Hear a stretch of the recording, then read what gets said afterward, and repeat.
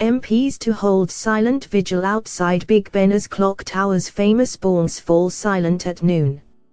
A Labour MP has urged fellow politicians to join him outside Parliament to hear the final chimes of Big Ben before the bell falls silent for the next 4 years.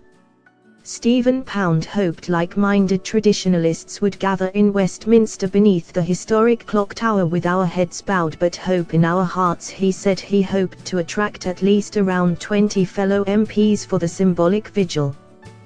The Ealing North MP told the Press Association, "There's going to be a small group of us standing there with bowed heads in the courtyard."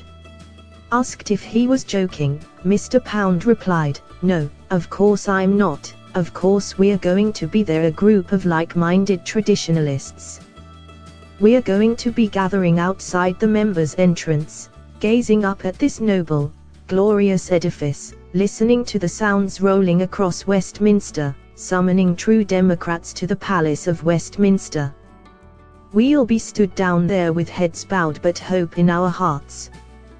The world-renowned chimes, which captivate thousands of tourists each year, will fall silent after sounding at noon on Monday, August the 21st, and will not begin again regularly until 2021. The announcement that the famous bongs would be halted for a 4-year renovation project sparked outrage this week, as well as providing an unlikely distraction from other pressing political concerns.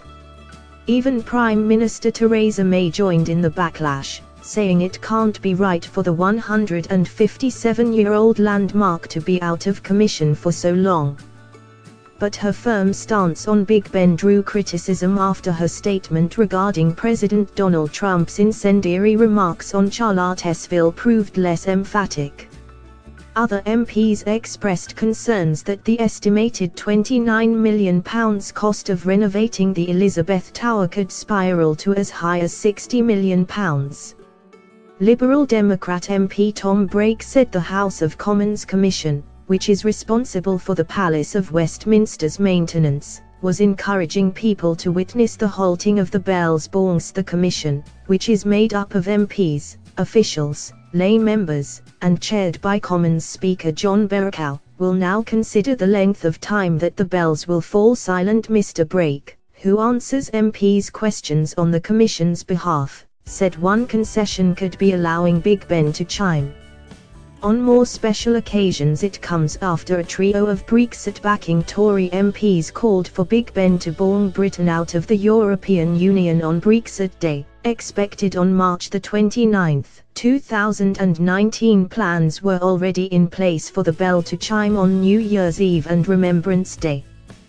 The House of Commons Commission has agreed to look at the issue when we're back, and what I take that to mean is look at whether there is perhaps more scope for the bells to be rung on other ad hoc occasions. Mr. Brake said the MP said it was difficult to shorten the timescale for which Big Ben would fall silent as the clock that drives the bell is being dismantled, overhauled and tested, which will take at least 2 years.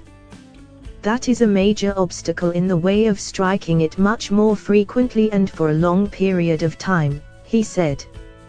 Tory MP Nigel Evans made an 11th-hour plea for the plans to be halted, claiming those involved in the decision-making process have been kept blind about how long the bell would fall silent for. "My own view is that Big Ben, whether it be the Elizabeth Tower or indeed the bell inside, it's not just one of the most iconic British things, it's one of the most iconic world things. It's on a UNESCO site," he said. "And it doesn't belong to us in Parliament, it belongs to the people of Britain, as far as I'm concerned, and we have to have them in mind." Parliamentary officials have insisted workers' hearing would be put at serious risk if the bell continued chiming. They warned that those using the 100-meter-high scaffolding around the tower could also be startled by the 118-decibel bongs. They have dismissed suggestions the chimes could be restored during the hours that work is not being carried out, as the process takes about half a day to complete. The renovation includes the installation of a lift and repairs to the clock's hands, mechanism, and pendulum. A Commons spokeswoman said, "As we are currently in a procurement process, we are unable to comment on projected budget estimates at this stage."